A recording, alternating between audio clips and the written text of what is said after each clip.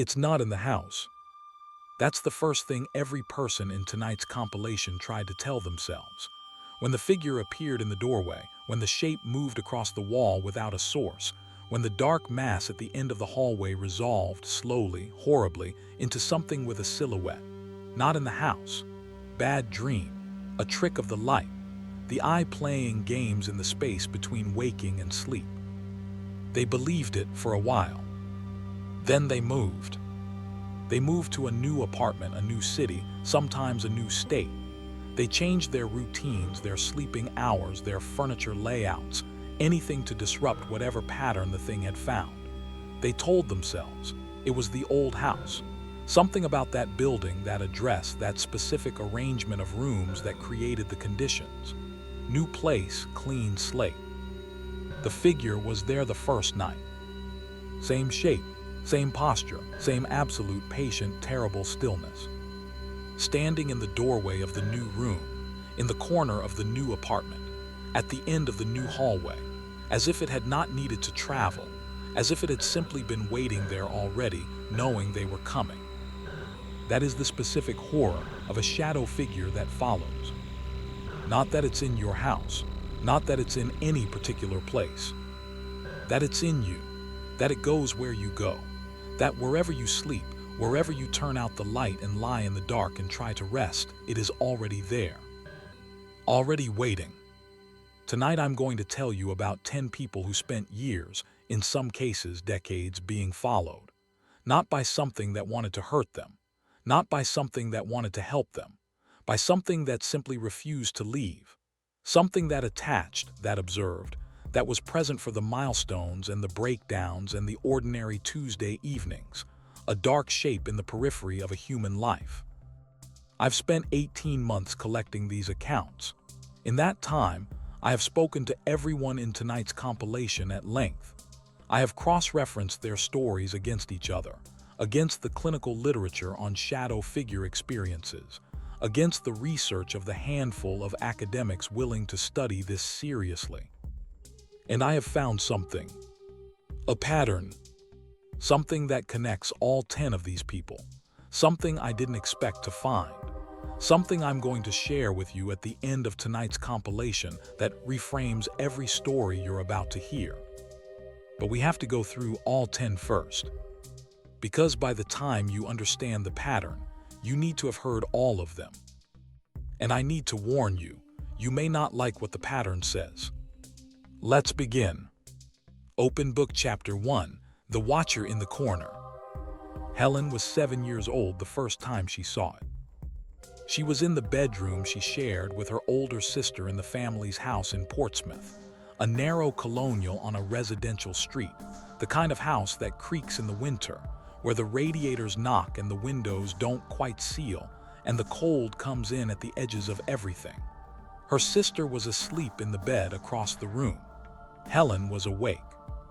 She was always awake late, a childhood insomnia that she has carried into her 50s, the particular alert wakefulness of a brain that refuses to fully disengage from the world. The corner of the bedroom to the left of the closet was where she first saw it. Not a dramatic appearance, not a sudden presence. Helen describes it the way all the most credible witnesses describe their first sighting, as a gradual resolution, something she became aware of before she could articulate what she was aware of, a quality of the corner that was different, a density to the dark in that specific location that was not the same as the dark in the rest of the room. She looked at it. It looked back. She could not see eyes. She was clear about this for 36 years of telling the story. She never saw anything that could be called a face, never saw eyes or features or any element of expression. What she saw was shape, a vertical shape in the corner, roughly the height of a standing person, darker than the surrounding dark in a way she could only describe as intentional, as if the darkness in that corner had been gathered and organized into the form of something that stood. She did not scream. She did not cry. She was 7 years old, and something in a dark corner was standing very still and watching her, and her response, the response that she would maintain for 36 years of this, was to pull the covers to her chin and watch it back. She told me I was scared. I want to be clear about that. I was scared in the specific way of a 7-year-old alone with something she doesn't understand. But I was also curious.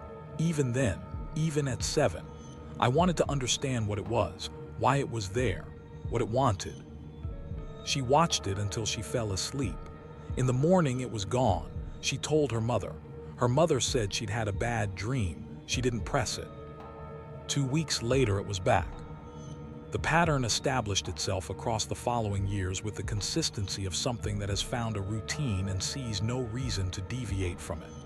The figure appeared approximately once every 2 to 3 weeks, always at night, always in a corner. It never moved toward her.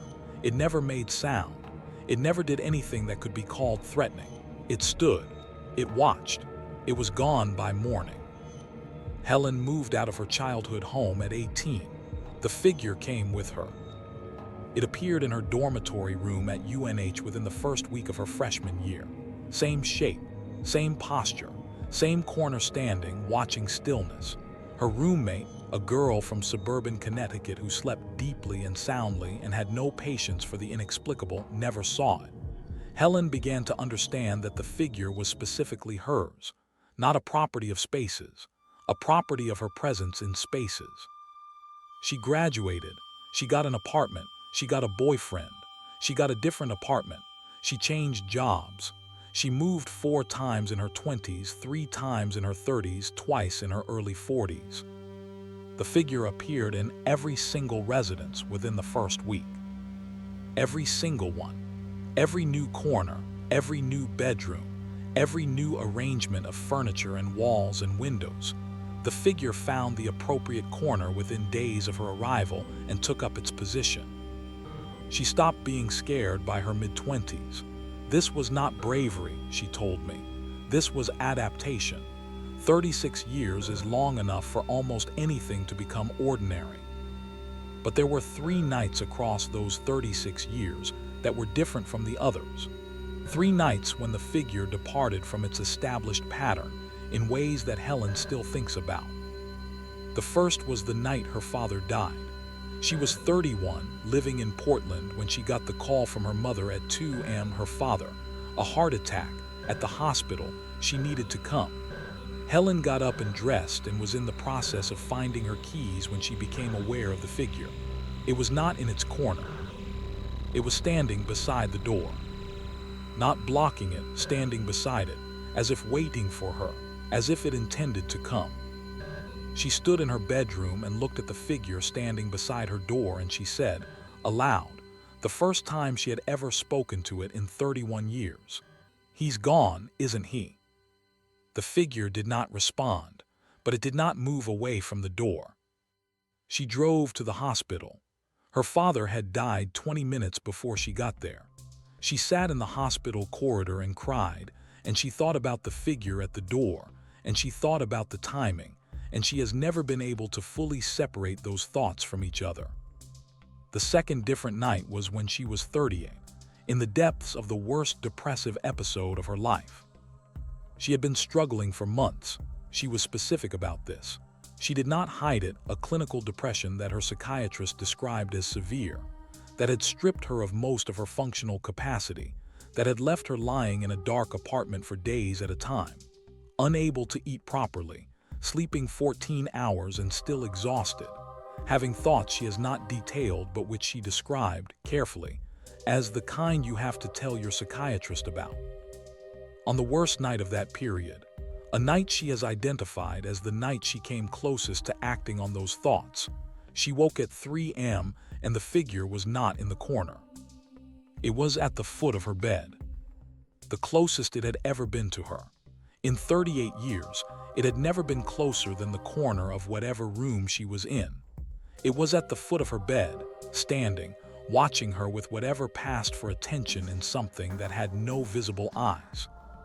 She lay still and looked at it. She said to the figure at the foot of her bed, "I know." It did not move. She said, "I know, I'm not going to." She called her psychiatrist in the morning and described, fully, where she had been the night before. She was admitted for 2 weeks. She describes this as the turning point. The hospitalization that her therapist later said had been critical, that the intervention at exactly that moment had made possible what came after. She told me she does not know if the figure's proximity on that night was coincidence. She does not know if something that stands in corners and watches was capable of understanding what she was contemplating. She does not know what it is, or what it perceives, or what, if anything, it intended by moving to the foot of her bed on the worst night of her life. What she knows is that she looked at it and she said, "I know," and she meant it. The third different night was the last sighting. She was 43. She had moved to a new apartment in Portland, her most recent move, the apartment she has lived in for 9 years now, the longest she has stayed anywhere. She was in a good period, stable, medicated correctly, in a relationship she describes as the first genuinely healthy one of her adult life. She was, for the first time in a long time, okay. She woke in the night and the figure was in its corner, same as always. She lay in the dark and looked at it, the practiced ease of someone who has been doing this their whole life. And then the figure, for the first and only time in 36 years, moved. Not toward her, not threatening. It moved toward the corner itself, toward the wall, and it seemed, she uses this word and acknowledges its inadequacy, it seemed to compress, to reduce, to pull itself inward, becoming smaller, more concentrated, less present. Over a period of about 30 seconds, the darkness in the corner became ordinary darkness. The density resolved. The shape was gone. Not vanished between one moment and the next, the way it usually disappeared by morning. Deliberately gone. Gone in a way that felt like a decision. She lay awake for a long time after that, looking at the ordinary corner. Then she said, to the ordinary darkness where the figure had been, "Goodbye." She has not seen it since, 9 years. She told me she missed it for the first 2 years. Not intensely, not in a way she was proud of, but the way you miss any constant presence that has been part of your life since childhood, whatever its nature. The corner of her bedroom, for the first months after, felt emptier than it should have. She said, "It was there for 36 years, for most of my life, and I never knew what it was or why it chose me or what it got from 36 years of standing in my corners." She paused. "But it left when I was okay. It left when I had someone, when I was stable, when I'd finally found a kind of equilibrium. It stayed through every hard thing and left when the hard things were over." She looked at her hands.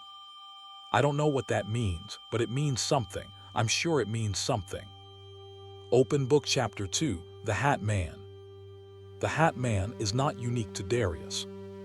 I want to establish this before his story begins, because it is the thing about his account that is the most difficult to process, and that I have spent the most time sitting with. The Hat Man, a shadow figure specifically distinguished by a wide-brimmed hat, usually described as a fedora or similar style, appearing in silhouette, is one of the most widely reported shadow figure types in the documented literature. Thousands of people across dozens of countries, across multiple decades of reported sightings, have described seeing an identical figure. Same hat, same height, same stillness, same overwhelming sense of malevolent attention. They have never met each other. They did not coordinate their descriptions. The Hat Man is not Darius's alone, but what happened to Darius across 35 years is his, and it is unlike almost any other Hat Man account I have encountered. Darius was 4 years old when he first saw it. He was at his grandmother's house in Detroit, a Victorian two-story in the old Woodbridge neighborhood, a house that his grandmother had lived in for 40 years. He had been put to bed in the upstairs guest room while the adults finished dinner downstairs. He was not asleep. He was 4, and he was in an unfamiliar room, and the sounds from downstairs were warm and familiar, and he was caught in that particular childhood liminal state between the desire to sleep and the desire to be where the people were. The doorway of the guest room was where he first saw it. A figure in the doorway, taller than his father, and his father was the tallest man in Darius's 4-year-old world, Completely dark, no features, no substance beyond its shape. And on its head, the silhouette of a wide-brimmed hat that Darius, at 4, had no vocabulary for. He would spend years before he found the word. He knew what it looked like before he had the language. A hat like from the old movies. A hat like the gangsters wore. The figure stood in the doorway for a long time. Darius did not move. He was 4 years old and something enormous was standing in the doorway, and he was doing the things small children do in the presence of something they cannot explain and cannot escape. He was absolutely still, the stillness of an animal that has decided that not moving is the only available strategy. The figure moved. It came into the room. Not fast, not rushing, the slow, deliberate movement of something that is not in a hurry. It crossed from the doorway to the side of the bed. Darius estimates maybe 8 feet, and it stood at the bedside, looking down at him. He could not see a face. There was no face. There was the shape of a head under the shape of a hat, and below that the shape of a body, and below that nothing. The figure did not have visible feet, ended at the floor in a way that was less solid than a person, and more like a stain on the air. Darius closed his eyes. He told his 4-year-old self, if you can't see it, it can't see you. He knows this is not how sight works. He knew it then, even at 4, but closing his eyes was the only thing he could do. He opened them 2 minutes later. The figure was gone. He told his grandmother in the morning. His grandmother, a woman of deep Baptist faith, went immediately to her prayer closet and spent 30 minutes there before breakfast. When she came out, she sat across from 4-year-old Darius at the kitchen table, and she took his hands and she said, "Baby, that thing is not from God. When it comes back, you say the name of Jesus." Darius said, "What if that doesn't work?" His grandmother said, "You say it louder." It came back. Not at the grandmother's house. Darius believes his grandmother's faith created something in that house that the figure found inhospitable. And he means this literally, with the calm certainty of a man who has spent 35 years developing a working theory about what follows him. It did not come back to his grandmother's house. But when Darius was 6, his family moved to a new house in a neighborhood closer to his father's job. New house, new bedroom, new arrangement of walls and windows. The Hat Man was in the doorway the first night. Darius said the name of Jesus. He said it loudly, the way his grandmother told him. The figure did not leave. It stood in the doorway for what felt like a long time and then moved on, not retreated, not driven away, but departed with the unhurried quality of something that had somewhere to be and had simply decided its time here was concluded for this evening. He told his parents. His father, a pragmatic and deeply loving man who had no framework for what his son was describing, did what fathers do. He checked the room, checked the closet, checked under the bed, found nothing, and held his son for 20 minutes before telling him that bad dreams felt real, but they weren't. Darius accepted this explanation for about 6 months. Then he stopped accepting it because the figure's behavior was too consistent, too particular, too deliberate for a dream. Dreams don't wear the same hat every time. What is different about the Hat Man compared to the other shadow figures in tonight's compilation is its behavior. Helen's figure watched from corners and did not move except in crisis. The Hat Man moved. It came into rooms. It crossed to where Darius was. It stood directly over him, on multiple occasions across his childhood, at a proximity that Helen's figure never attempted. And it communicated, not in words. Darius is extremely specific about this. He has never heard a voice, never received words. But the Hat Man communicates in what Darius describes as emotional transmission, a feeling that is deposited directly into his chest when the figure is close. Not his own feeling, not something generated by his fear or his interpretation. Something that arrives from outside, that he experiences as unmistakably not his. He has spent 35 years learning to identify what it transmits. Here is his catalog, built across 3.5 decades. When the Hat Man comes and stands in the doorway, the baseline visit, the most common encounter, Darius feels what he describes as interest. A focused, neutral, observational attention. Not warm, not cold. Watching. When the Hat Man comes closer, to the bedside, to within reach, Darius feels something heavier. He struggled for years to name it and finally settled on recognition. As if something that has followed you for years is periodically reminding itself of you, confirming your continued existence, updating its understanding of you. And on 3 occasions in 35 years, when the Hat Man came within inches of his face, something it has done only at what Darius identifies as significant moments in his life. He felt something he has never found a word for in English and finally articulated using a word he asked his wife, who speaks Yoruba, to help him find. The word is *anu. In Yoruba, it means something in the territory of compassion, or mercy, or the feeling of care for something that is suffering. Darius is not currently suffering. He is 39 years old, a mechanical engineer, married with 2 children, living in a suburb of Atlanta where the Hat Man appears in his bedroom doorway approximately once every 3 months. Baseline visits, doorway standing, interest, neutral, observational. The 3 times it came close, truly close, were the night his mother was in surgery following a cardiac event, when Darius was 22, and he sat awake in the hospital waiting room for 6 hours with no news.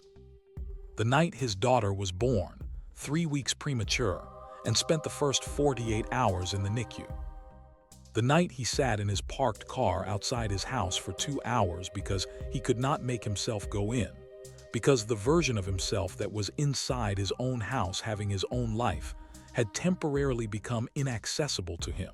Because sometimes depression does that, makes your own life a room you can't enter. All 3 times the Hat Man came within inches of his face. All 3 times, Anu. I asked Darius what he thought the Hat Man was. He said, "I've thought about that question for 35 years. I've read everything written about it, the sleep paralysis research, the hypnagogic hallucination studies, the paranormal literature, the folklore from 20 different cultures that all describe something with a hat. I've prayed about it. I've discussed it with my pastor and with my therapist and with my wife." He was quiet for a moment. "Here is where I've landed. I don't know what it is in a taxonomic sense. I can't tell you ghost or demon or sleep phenomenon, but I know how it behaves, and the way it behaves does not match any category I've been offered." He said, "It has been watching me for 35 years. It comes closer when I am in the most pain. On those 3 occasions when it came within inches of my face, I was at the lowest I had been since the last time it happened. And what it gave me, the only thing it has ever given me, was Anu." He looked at me. "I am not telling you it is good. I am not telling you it should be there. I am not telling you I am glad it follows me. What I'm telling you is that across 35 years, the only thing it has ever offered me is that feeling. That one feeling." He said, "Whatever it is, whatever it wants from me, it has never once felt like cruelty." Open Book Chapter 3, the one that moved like water. Every figure in tonight's compilation has a defining characteristic, the thing that makes it specifically itself and not some other shadow. Helen's figure was stationary to the point of seeming geological. Darius's wore a hat and transmitted feeling. Ingrid's moved. Not like a person moves. This is the core of Ingrid's account and the detail that has attracted the most attention from the researchers she shared it with. The figure she lived with for 19 years did not have the movement of a solid thing. It had the movement of something that did not entirely occupy 3-dimensional space, that existed partly in the room and partly in something adjacent to the room, the way a reflection exists partly in the mirror and partly in the object it reflects. She described it as moving like water. Ingrid was 19, a first-year student at Uppsala University, when she first saw it. She was in her student apartment, a small single room in a building that housed about 40 other students, working late on an essay. It was past midnight. She was tired in the way of students writing late-night essays, that state of caffeinated exhaustion where the edges of things become slightly uncertain. She saw it in her peripheral vision first. A movement to her left, in the space between her desk and the wall. Not the startled movement of a mouse or the definable shape of something falling. A movement that was like water running down a vertical surface, fluid, continuous, following the contour of the space it occupied. She turned her head and it was gone. Or rather, it had settled into a corner, and once it had settled it was still, and still it was barely distinguishable from the surrounding dark. She went back to her essay. Her peripheral vision caught it moving again. This time she watched from the corner of her eye without turning her head. It was crossing the room. Flowing was the word she used in her account. Flowing across the floor, maintaining a height of about 5 feet, moving in the specific way of something that did not need to navigate around obstacles so much as through them. At the edge of her desk, rather than stopping or going around, it passed through the space where the desk was, its movement uninterrupted by the physical object. She could see the desk. She could see the movement. They occupied the same space simultaneously, and neither was affected by the other. It reached the right side of the room and settled again, still dense, watching. She turned and looked at it directly. It was in the corner standing stillness that is common to so many of these figures, the particular patience of something that is not in a hurry. She said in Swedish, "What are you?" It did not respond. She said, "What do you want?" It did not respond. She said, "If you're going to be here, at least be quiet." She went back to her essay.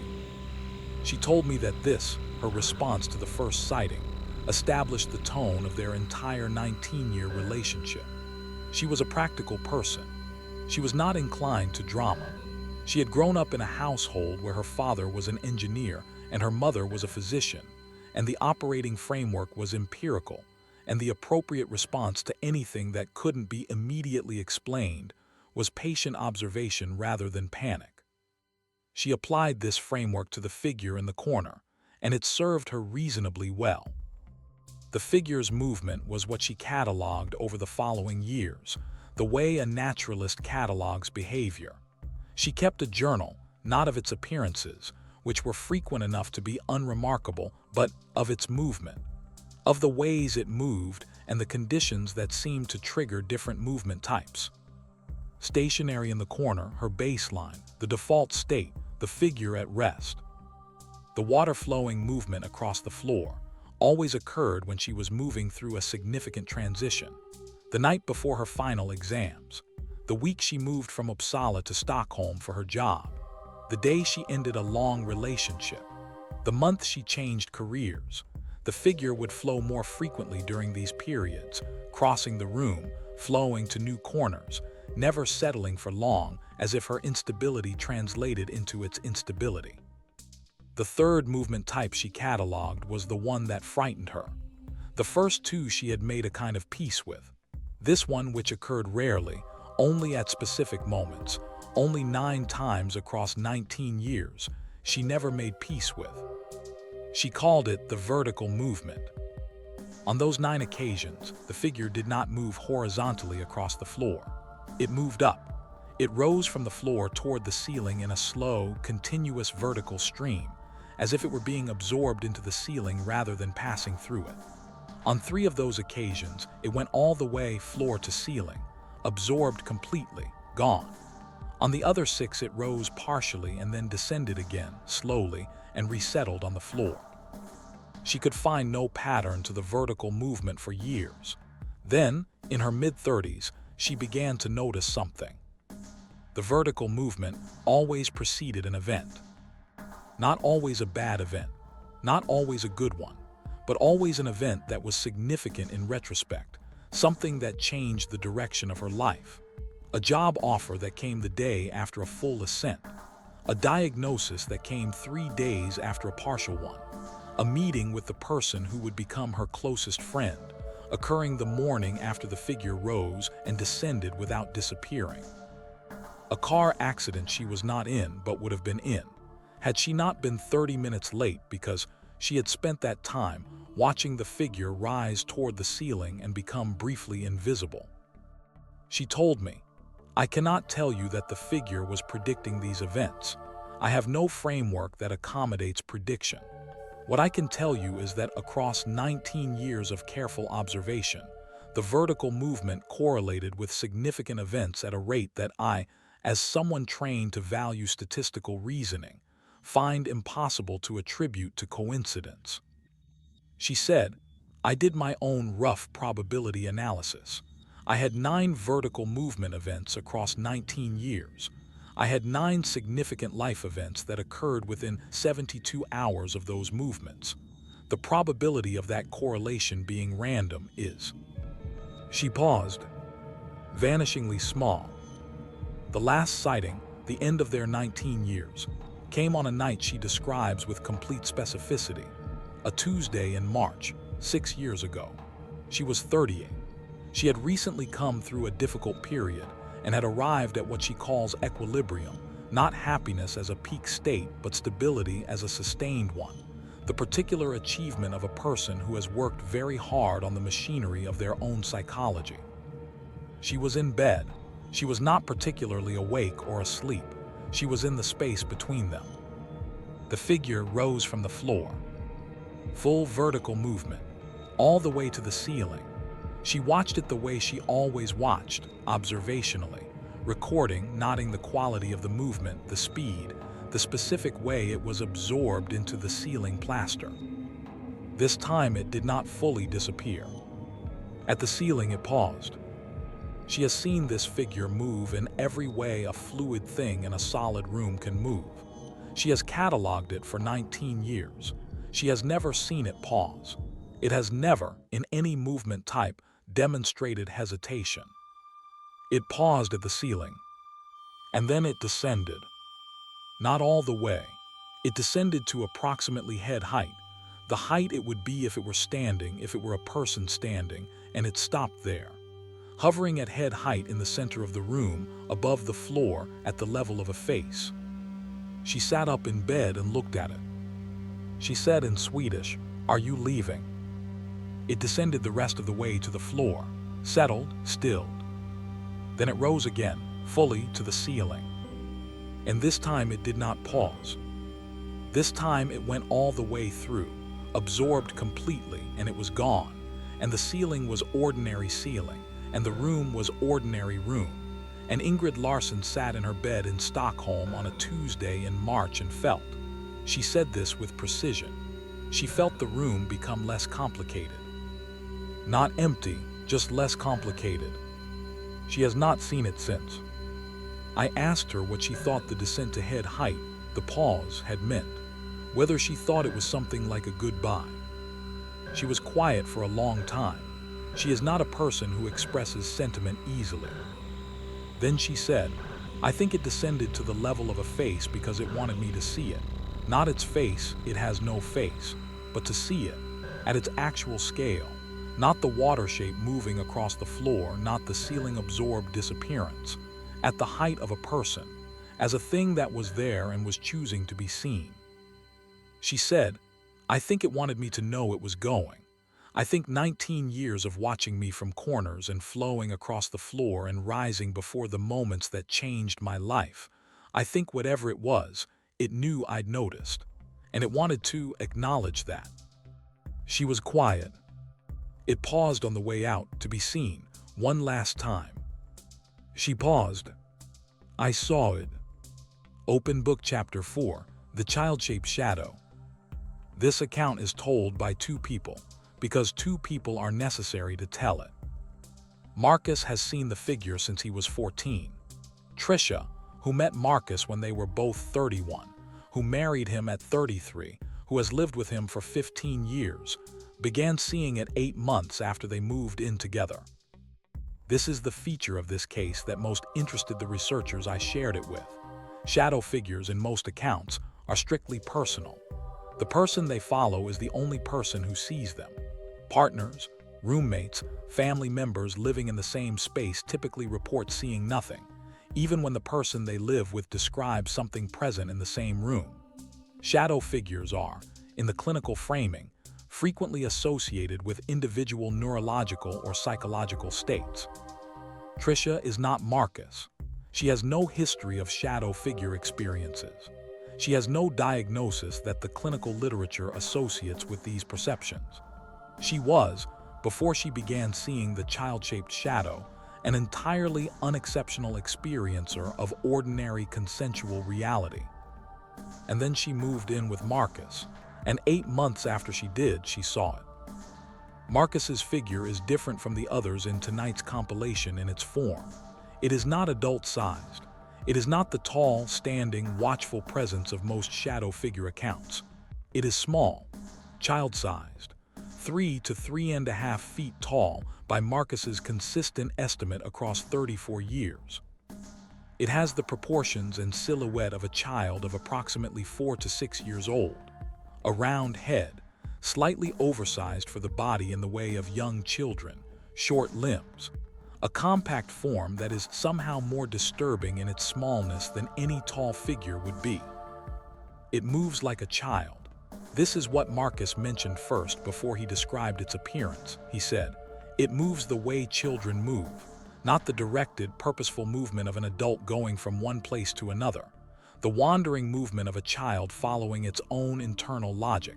It goes to things. It stops and seems to look at things. It goes somewhere else. It doesn't have an agenda that I can read. It just explores." Marcus saw it first at 14 in his childhood bedroom in Birmingham.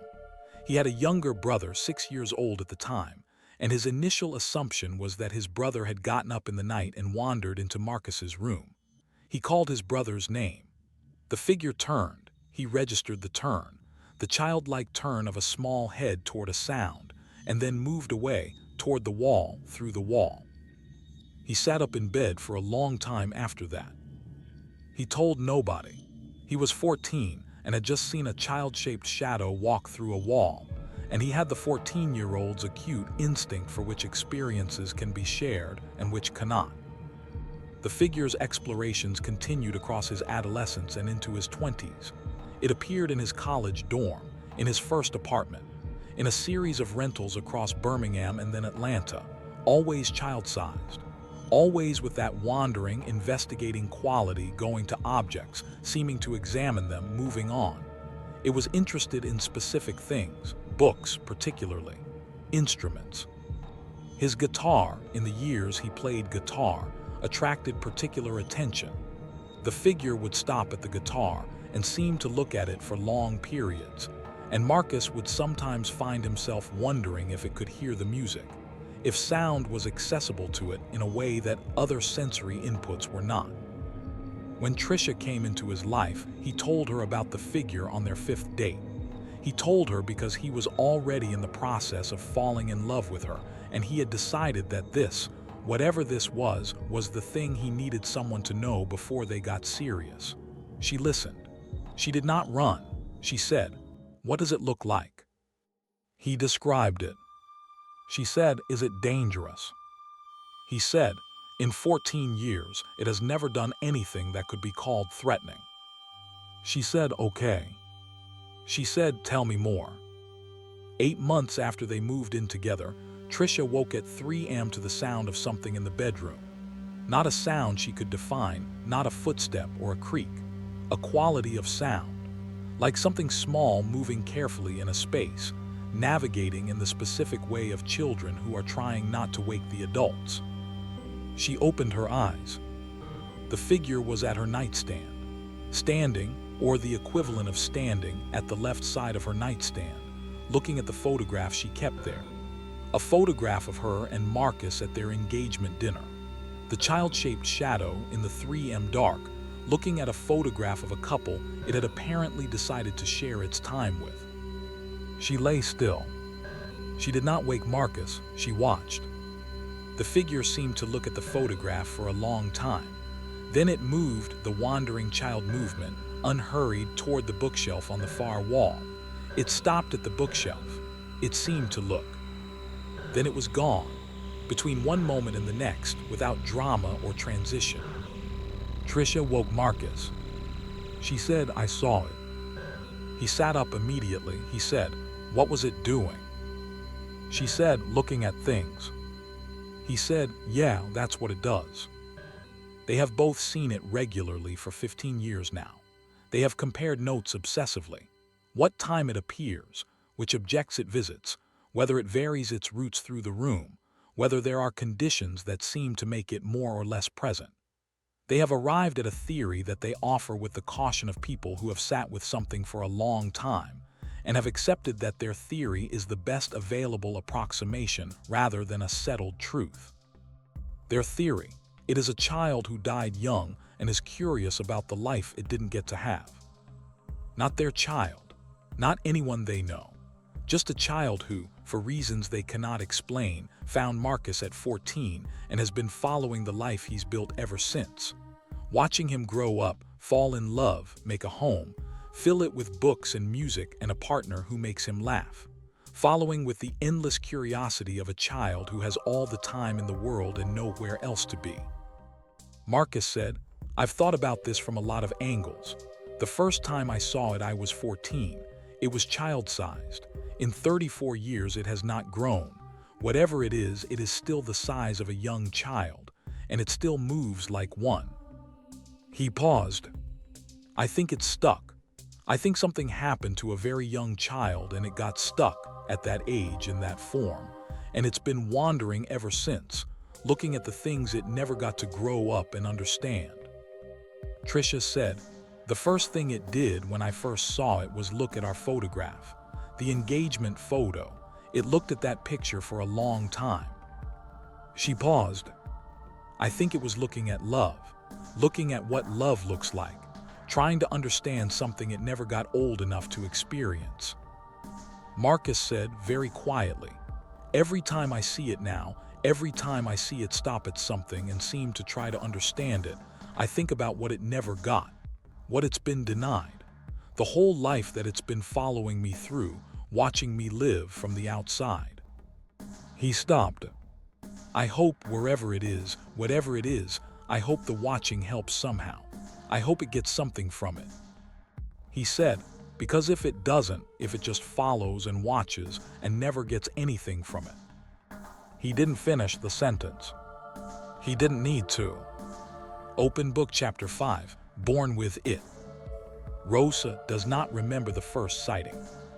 She was too young. She was, in fact, a newborn 3 days old in the hospital, in the bassinet beside her mother's bed in the postpartum room. Her mother remembers it. Rosa's mother, Alina Sandoval, is 71 years old and agreed to speak with me separately from Rosa. She described the third night in the hospital in the specific, unembellished way of a woman who has been telling this story for 41 years and has long since stopped trying to make it more digestible. She said, "It was the second night after the C-section. I was still in significant pain. Rosa was sleeping in the bassinet. I was awake because it is very hard to sleep in a hospital when you are in significant pain." She said there was something in the corner of the room. The hospital room's corner, the corner opposite the door, the corner farthest from the window. Something in it that Alina described in almost identical terms to Helen Marsh's description from 30 years later and 3,000 miles away. A density to the dark, a quality of the shadows that was wrong. Something gathered in the corner with a presence that shadow should not have. Alina said, "I am not the kind of person who imagines things. I have lived a practical life, but that corner was occupied. Something was in it." She paused. "And it was looking at my baby." Alina said nothing to the nurses. She said nothing to her husband when he arrived in the morning. What she did was watch. For the 3 days remaining in their hospital stay, she watched the corner. The figure, if it was a figure she was less certain than Rosa would eventually become, was present on 2 more occasions. Each time the same corner. Each time the specific orientation of attention directed toward the bassinet, toward her 3-day-old daughter. When they brought Rosa home, Alina watched the corners of every room. Within a week, she had found it in Rosa's nursery. Alina's account is invaluable because it documents what others can only assume. The figure was present from the very beginning of Rosa's life. It did not appear in adolescence, the way Helen's did.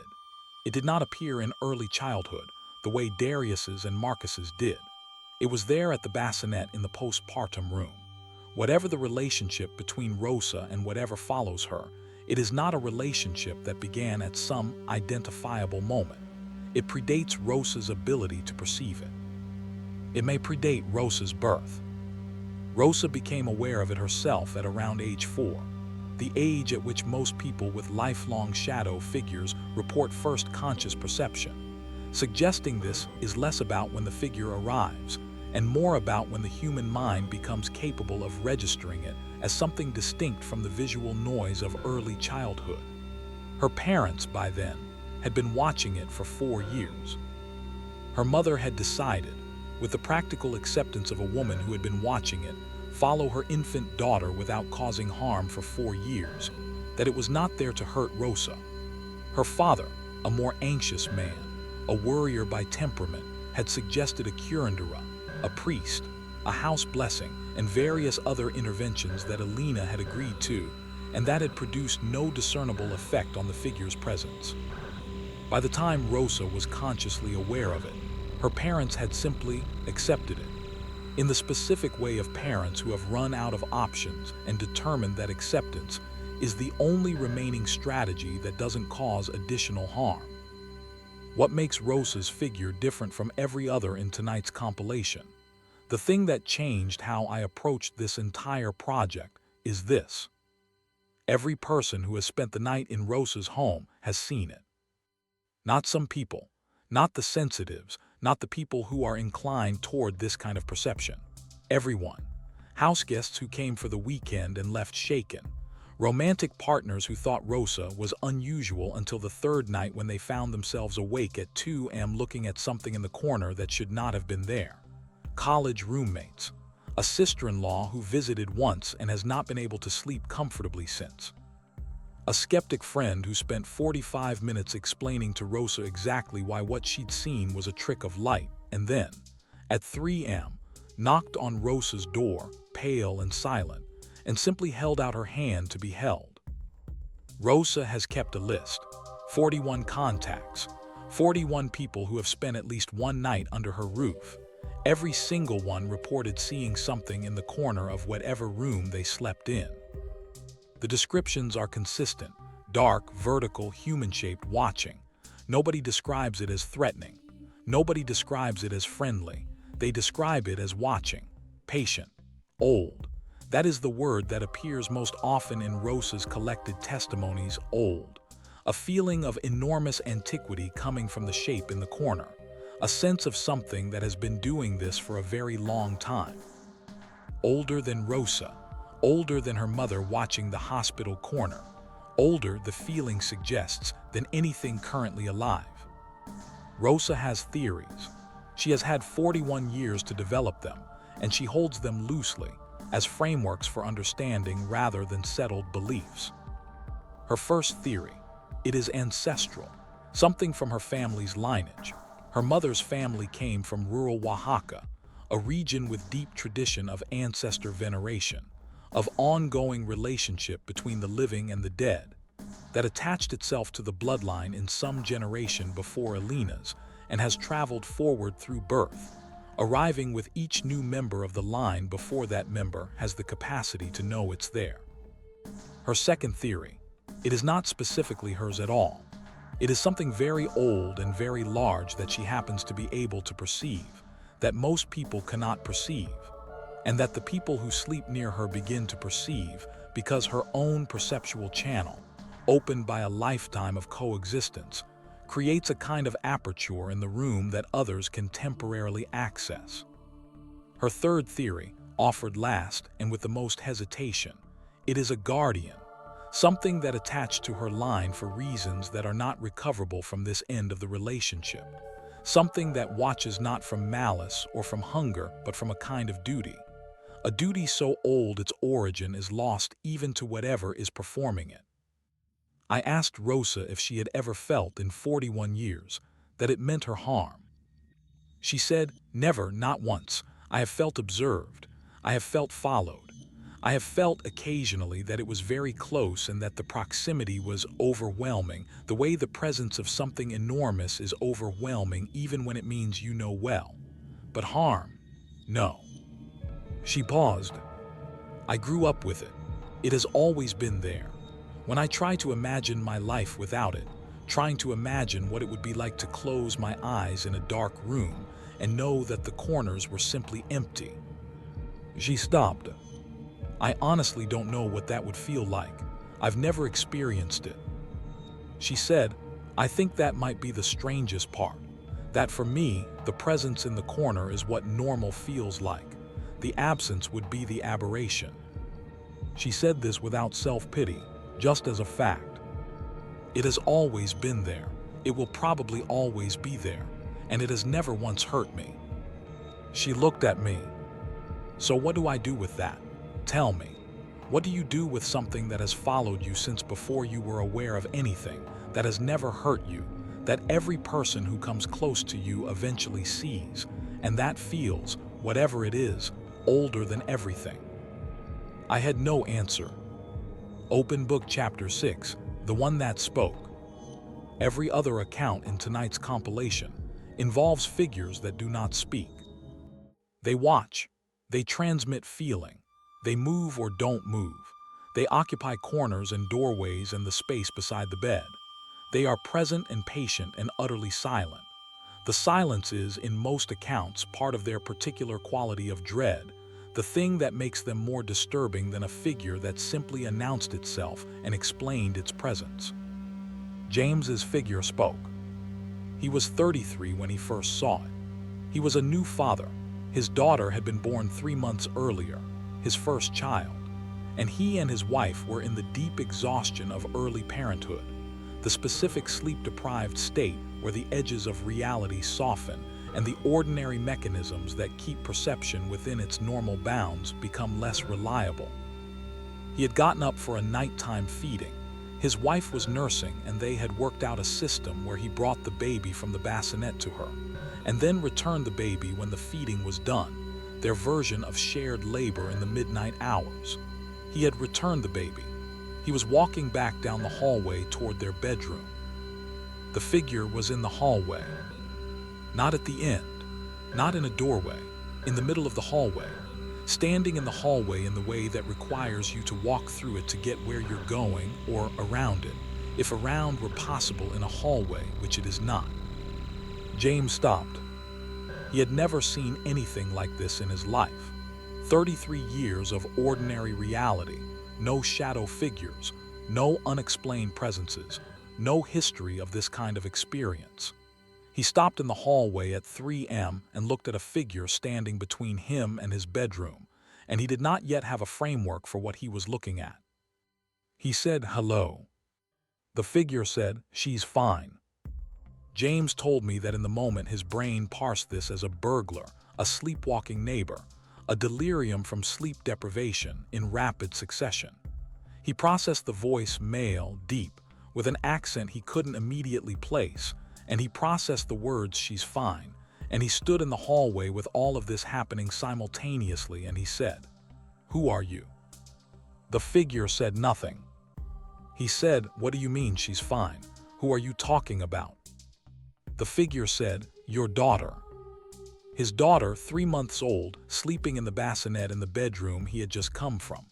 She had been fine. He had checked her, replaced her, watched her breathing settle back into the pattern of newborn sleep. She had been fine. He turned around and went back to check. His daughter was breathing fast, not right. In the space of the time it had taken him to walk down the hall and encounter the figure, her breathing had changed. He woke his wife. His wife woke fully, immediately, with the maternal alarm response that he had marveled at in the 3 months since her birth. She looked at the baby. She said, "Call the doctor." He called the pediatric after-hours line. They were told to bring her in. At the hospital, they were told she had developed RSV, a respiratory infection common in infants, dangerous in newborns that had moved quickly and required monitoring. She spent 2 days in the hospital. She was fine. James stood in the hospital waiting room and thought about a figure in the hallway that had told him his daughter was fine. That had said those 2 words before he had any reason to check. That had sent him back down the hall to look. The figure remained in his life for 22 years. In that time, it spoke on 11 occasions. He has documented all 11. I have read all 11. I am going to share 3 of them with you because 3 is enough to establish the pattern. Occasion 2. James is 41. He is alone in the house. His wife and daughter are visiting family in Georgia. He has been experiencing chest pain for 3 days that he has been attributing to stress. The figure appears in the living room doorway and says, in that deep, accented voice, "Get it checked." He saw his cardiologist the following morning. He had a significant arterial blockage. He had a stent placed the following week. His cardiologist told him that another few weeks of waiting might have produced a very different outcome. Occasion 7. James is 50. His daughter, now 17, is out past her curfew. He is awake, worried, trying not to call her because he trusts her but also desperately wanting to call her.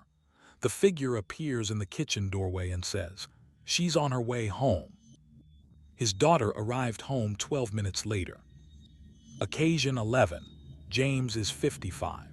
His wife has been feeling unwell for several months. The doctors have been going in circles, blood work inconclusive, symptoms nonspecific, the particular misery of a sick person whose sickness is not yet legible to the instruments trained to read it. He is sitting with her in their living room, both of them tired, both of them scared in the way that people who have been through a medical marathon are scared, when the figure appears in the corner and says, very quietly, 2 words, "Tell Mayo." He told his wife's doctor they wanted a referral to Mayo Clinic. The doctor agreed. At Mayo, a specialist identified what previous tests had missed, a rare autoimmune condition, difficult to diagnose, very treatable once identified. She began treatment. She improved. She is healthy today. The figure has not spoken since. It has not appeared since. The night of occasion 11, the night it said "Tell Mayo" in the living room, was the last time James saw it. He was 55. His wife was recovering. His daughter was grown and married and well. I asked James what he thought the figure was. He said, "It spoke on the occasions when someone I loved needed me to do something I wasn't doing. It never offered information I could have obtained some other way. It was never 'your wife has this specific condition.' It was always the prompt that opened the door. 'Get it checked. Tell Mayo. She's on her way home.'" He paused. The information was always exactly what I needed. Not more. Not a diagnostic tool, not a prophet, just enough to make me act. He was quiet. My daughter had RSV and might have gotten much sicker if I hadn't checked her. I had a blockage that might have killed me if I hadn't had it checked. My wife has a condition that might have gotten much worse if we hadn't pushed for the right specialist. He looked at me. 3 of the 4 most important medical events of my family's life were preceded by that voice saying the minimum necessary thing to make me respond. And then it left. When we were all okay, it left. He said, "I don't know what it was. I don't know where it came from. I don't know who it was or why it watched my family for 22 years and spoke when we needed it and said nothing the rest of the time." He said, "But I know this. Whatever it was, it knew my family. It knew what mattered to us, and it used that knowledge to help." He said, "I miss it. I know how that sounds, but I do." Open Book Chapter 7, The Shadow That Grew. Most shadow figures in the accounts collected across the literature are static in form. They appear the same way every time. The hat stays on. The child stays small. The watching posture does not change. Whatever they are fixed in some quality of themselves that does not evolve. Preya's figure grew. She was 8 years old in Chennai when she first saw it. She was at her grandmother's house, a visit during school holidays, the kind of summer stay that fills a child's memory with sensory abundance, the specific heat of a Tamil Nadu afternoon and the smell of jasmine and the sound of street traffic. She was in the room set aside for her, a small room at the back of the house, sleeping on a mat on the floor as the household did. The figure was in the corner. Small, she registered this before anything else about it. Small, the way things in corners are small, compressed by proximity to walls. Maybe 3 feet in height. The shape of something crouched or young or simply compact, as if what was in the corner had not yet expanded to its full dimensions. She looked at it.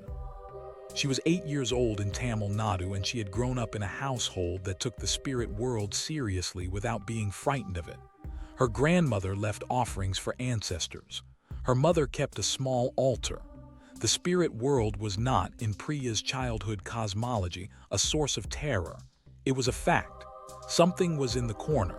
Fine. She went back to sleep. The figure returned over the following years. It followed her home to Chennai from her grandmother's. It occupied the corner of her room at home, then at school when she moved to a boarding school at 12. In each new location, it was in the corner, small, compact, the crouched or youthful form she had first seen at 8. At 14, it was larger. Not dramatically, not overnight. She noticed it the way you notice growth in something you see constantly, the way you notice a child has grown, not in the moment but in the comparison between now and a remembered then. The figure in the corner was taller than it had been. The compressed, crouched quality was resolving into something more vertical, something that was slowly becoming more fully a standing figure. At 17, taller still, 3/4 of a standing adult height, the expanding form still shadow, still without features, still watching. At 21, when she moved to London for her master's degree, the figure was full height. Adult height, standing, patient, watching. The growth was complete. She told me, "I watch it grow up. That is the only way I can describe it." Over 13 years, from the corner of my grandmother's room in Chennai to the corner of my student flat in London, I watched it grow from small to full size. And the experience of watching that, of something that was in some way developing, changing, becoming, was the strangest part of the whole 23 years. She paused. Because what does it mean for a shadow to grow? What does development mean for something that has no body? What was changing if not its form? She had been a physics student. She thought about this in terms of physics could accommodate. She said, "My best framework is this: it wasn't growing, it was always full-sized, but I was only able to perceive what I was ready to perceive. At 8, my perception could only hold a small, non-threatening version. At 14, as my understanding and my tolerance expanded, I could perceive more. At 21, I could perceive it fully." She said, and I find this more compelling, it was growing. It was developing alongside me. Whatever it was, it had started as something young, as something in the early stages of whatever shadow figures are in the early stages of, and it matured across the same years that I did. She was quiet. In which case, it was not following me. We were parallel. We were growing up at the same time. The final sighting was at 31. She had finished her PhD and taken a postdoctoral position and was, by her account, at the beginning of something, a life she could see taking shape, the preliminary form of an adulthood that looked the way she'd wanted it to. The figure had been full-sized for 10 years, a decade of the adult form, standing, watching. On the night of the last sighting, it did something it had never done before. It sat down. She woke to find it in the corner, its usual corner, but in a different configuration. It had settled. She does not know how to describe settling for something that has no physical body, but this is the word she uses. It was in the corner as if it had decided to be in the corner, not standing as a duty or a vigil, but sitting as a rest. The way you sit when you have arrived somewhere at the end of a long journey and you are putting your bags down. She watched it for a long time. Then she said, "Are you tired?" She felt then something she had not felt from the figure in 23 years of its presence. Not the watching attention, not the quality of observation. Something different, something that she struggled to name and finally named with a word she used deliberately: relief. The feeling of something that has been moving for a very long time and has finally arrived. She said, "You can rest." The figure was there for another hour. Then it was gone. Not in the usual way, the morning dissolution, the return to ordinary dark. It went in that hour. She watched it go. Not a disappearance, but a diminishment, a slow release of the density that made it visible, the shadow becoming ordinary shadow, becoming nothing. She has not seen it since. She said, "I grew from 8 to 31 alongside it. I was a child when it was small. I was an adult when it was an adult. We arrived at our adult selves at the same time in different forms." She paused, and then it sat down, and it was relieved, and I told it to rest, and it rested. She looked at me. Whatever it was, wherever it was going, I think it got there. Open Book Chapter 8, the one that stayed for her. I want to tell you about Clara. Clara Castillo, née Reyes, was 37 years old when she died. She had been followed by a shadow figure since she was 9 years old, and she had lived with that following with a grace that Noah, who loved her for 14 years, who married her, who sat with her at the end, still cannot fully account for. Clara never gave a formal account to anyone. She was a private person.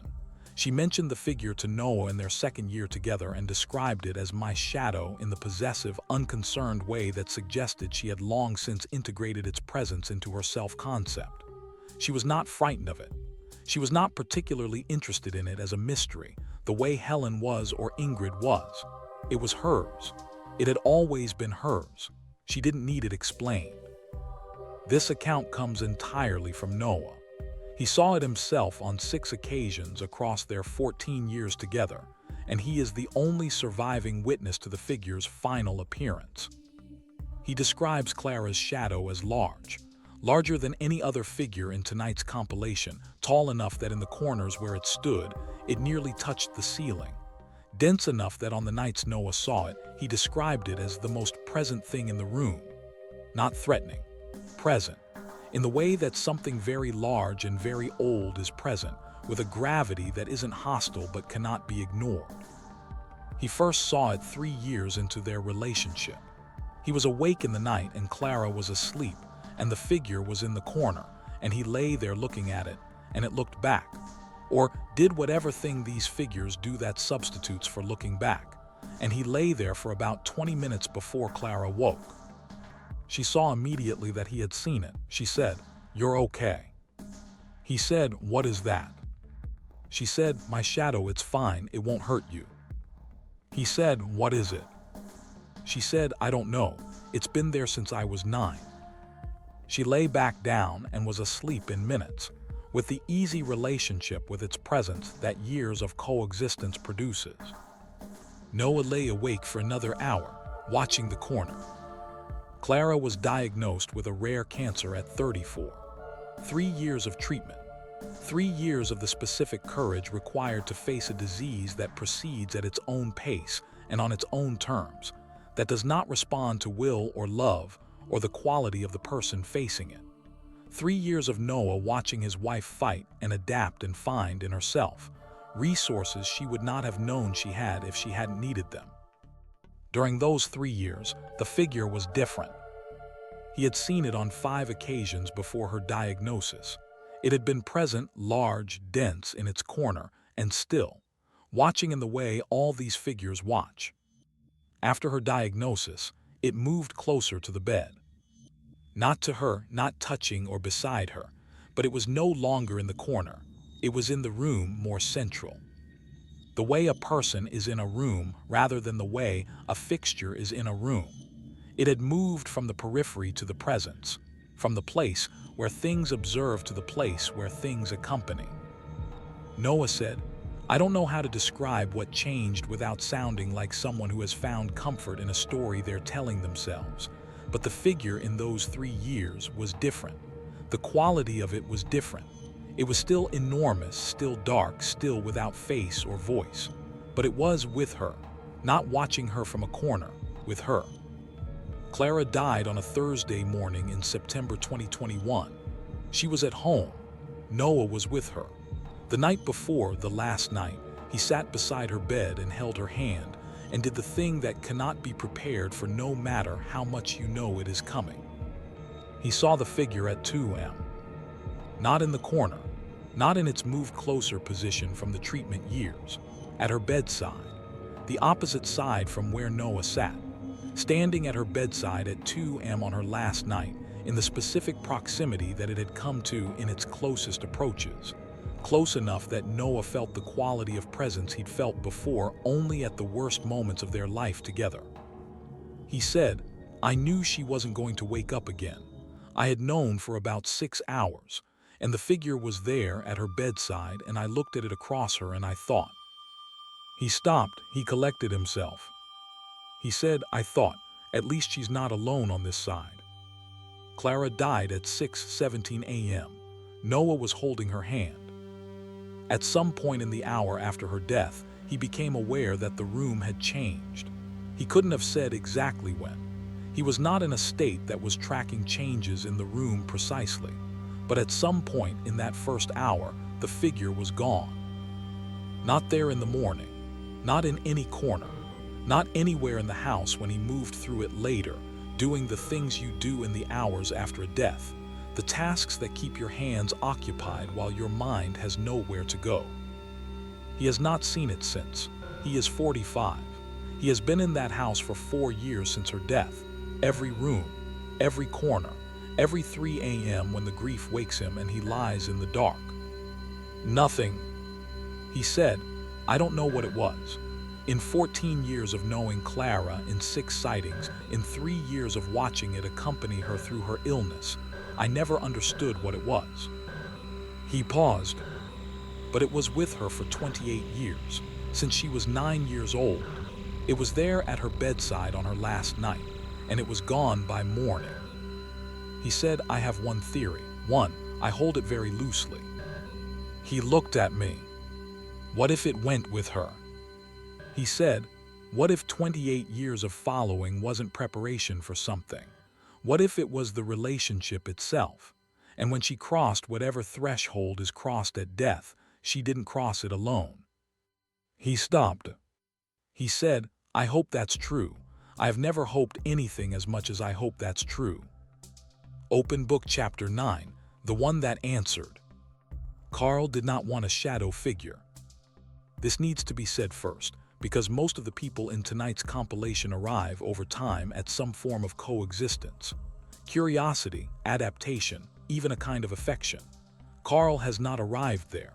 He has spent 21 years wanting the figure gone, wanting it out of his corners, out of his rooms, out of his life. He has tried, with the determination of a man who does not accept problems he cannot solve, everything he could find to try. He has talked to priests. He has talked to a Salish medicine man from the Flathead Reservation, introduced through a colleague, who came to his house and spent 3 hours in ceremony, and who told Carl afterward, with the candor of someone reporting an unexpected result, that whatever was in the house was not responsive to his methods. Carl has tried sleep medication, electromagnetic field measurement devices, infrared cameras, a structural acoustics engineer who assessed the house for physical explanations. He has moved twice. The figure preceded him to both new addresses. He has read everything available in the academic literature and the practitioner literature and the paranormal literature. Nothing has worked. The figure is still there. Carl is different from the other people in tonight's compilation in his response, which is not curiosity or acceptance, but sustained opposition. He describes the figure not with the neutral language of the other accounts, but with a frank and unambiguous word. He calls it an intruder, something in his home that he did not invite and cannot remove, something that violates his sense of his own space in a way that 21 years has not normalized. His figure is adult height, standing, watching the baseline form.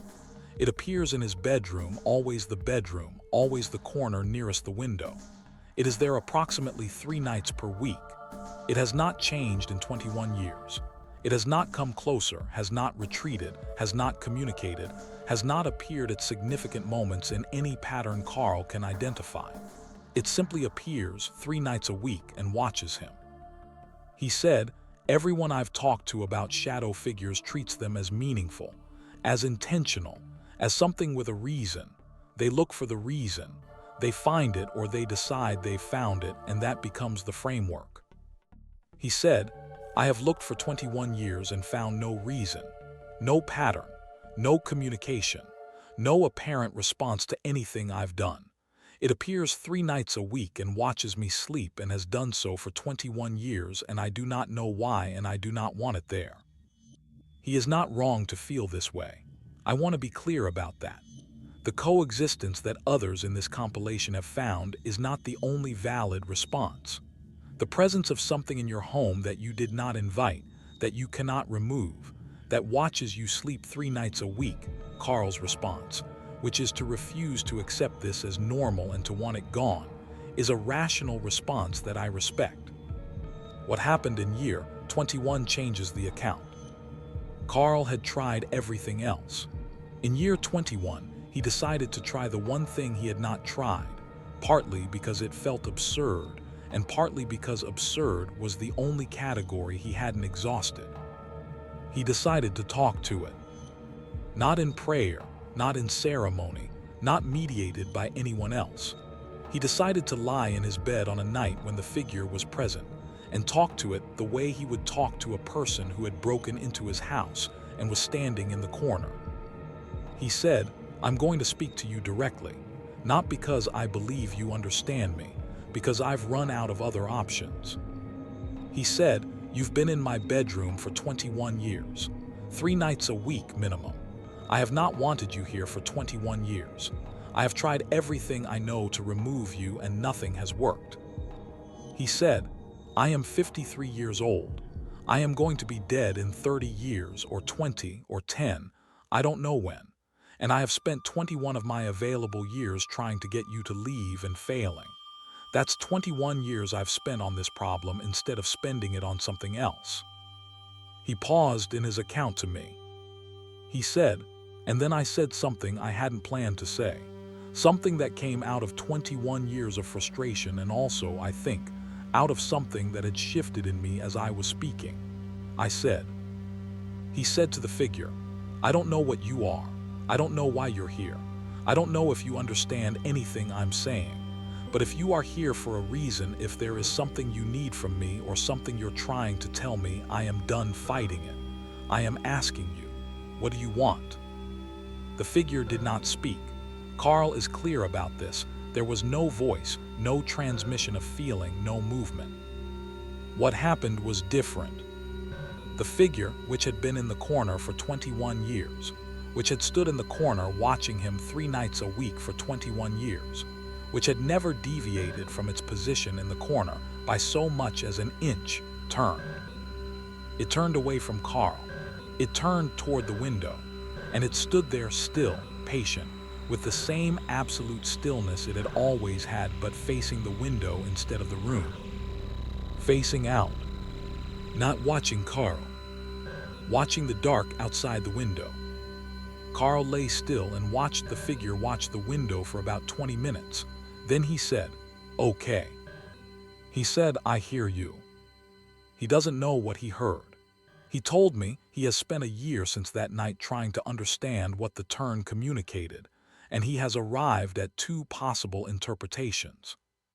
First, the figure was showing him where it was looking, not at him, not inward, outward, watching something outside the house, outside the window, beyond the walls.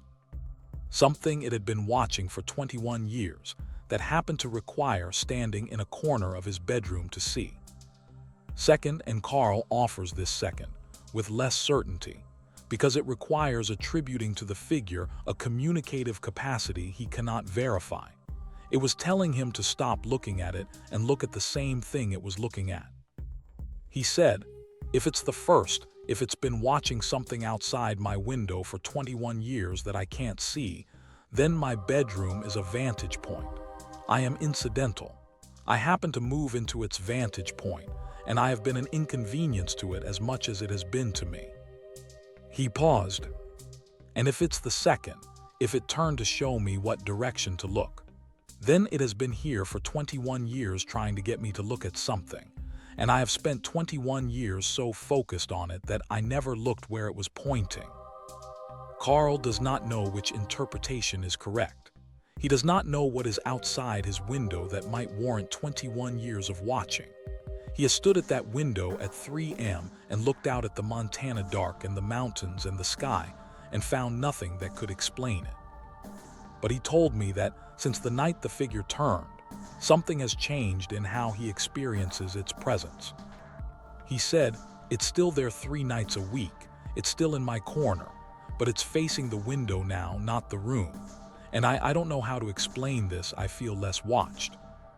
He said, "It's not looking at me anymore. It's looking at whatever it's always been looking at.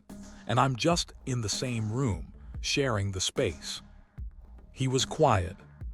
21 years of fighting something that turned out to just need a window. He said, "I still want it gone. I want to be honest about that. I still want my bedroom to be mine, but I'm less angry than I was, whatever it's watching out there." He looked at his hands. "I hope it finds what it's looking for." Open Book Chapter 10, The Pattern. I told you at the beginning that there was a pattern. I told you that I found something connecting all 10 of the people in tonight's compilation. Something I didn't expect to find. Something that reframes every story you've heard. I need to tell you what it is. Over 18 months of collecting these accounts, I interviewed each person at length. I cross-referenced their stories against each other. I looked for obvious connections, shared geography, shared ancestry, shared experience.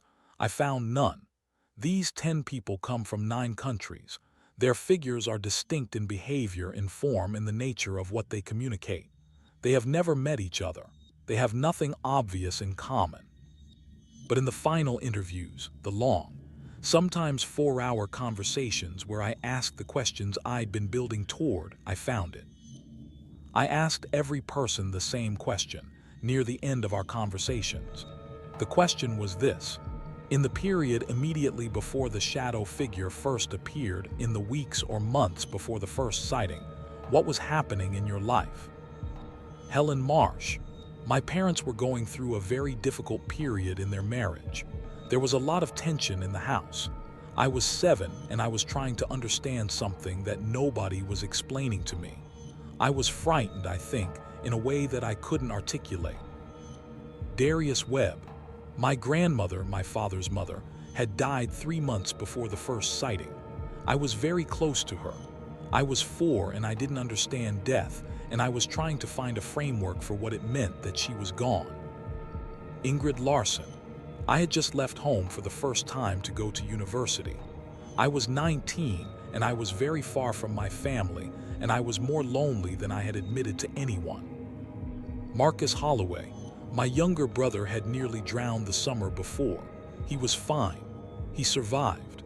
But I had been the one watching him, and I had not gotten there fast enough, and I carried that. I was 14 and I carried that. Rosa Sandoval.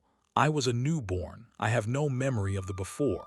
My mother's answer to this question is, she had a very difficult pregnancy. She nearly lost me twice. She was terrified for 9 months. James Whitfield. My wife had a miscarriage 6 weeks before my daughter was born. A late-term miscarriage, a loss that was significant and that we never fully talked about.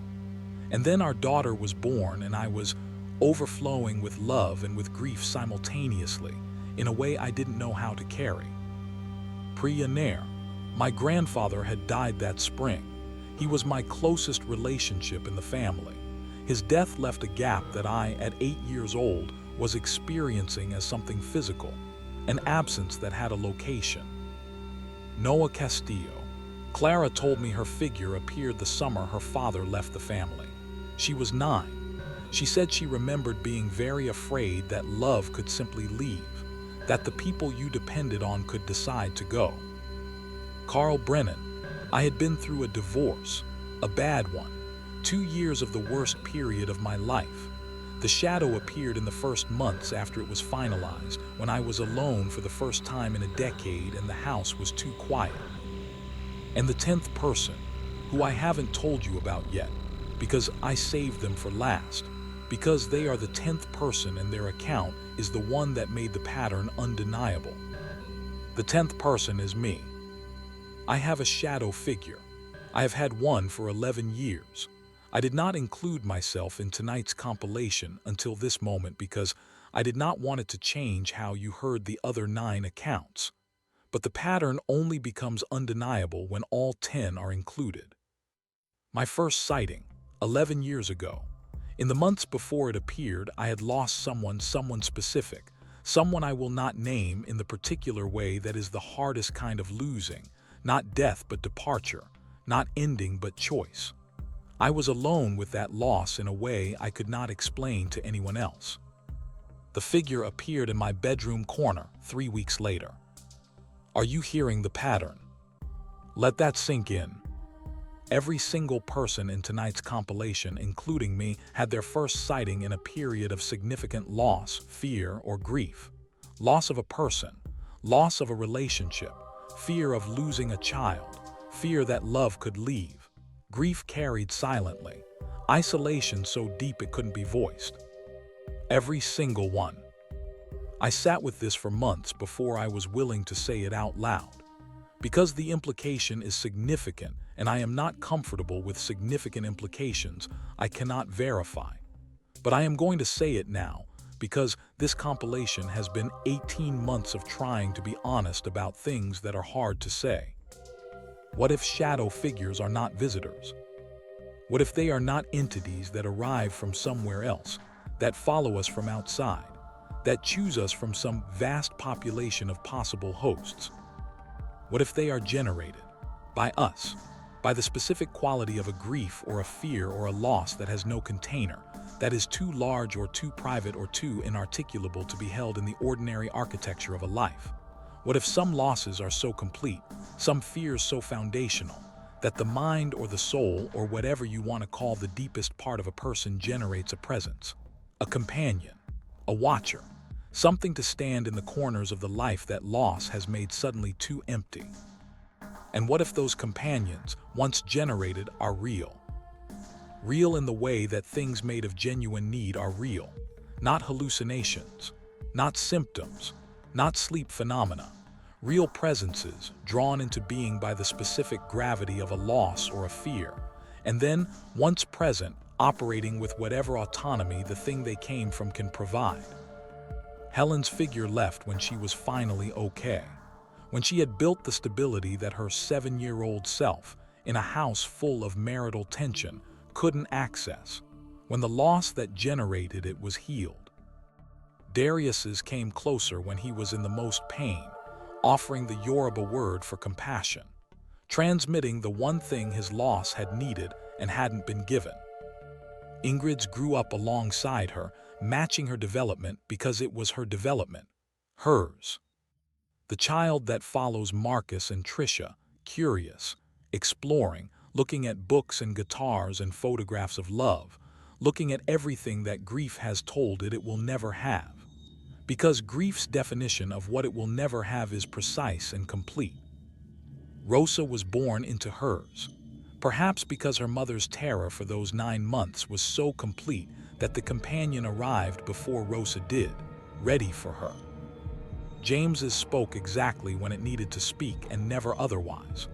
Because the loss that generated it, the late-term miscarriage, the grief never fully spoken, knew at some deep level the difference between what needed to be said and what didn't.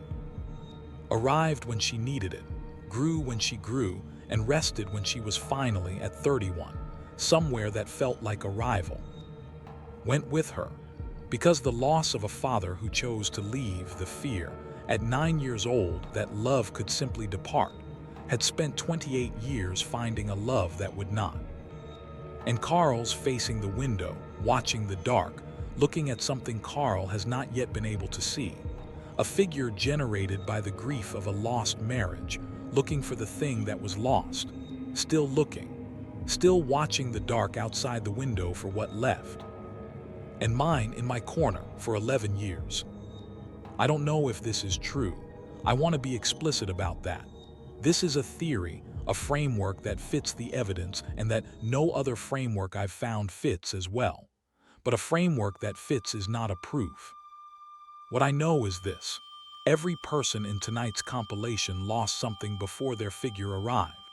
And what every figure has given, across all its variations of form and behavior and communication, what every single one has offered in one form or another, is presence.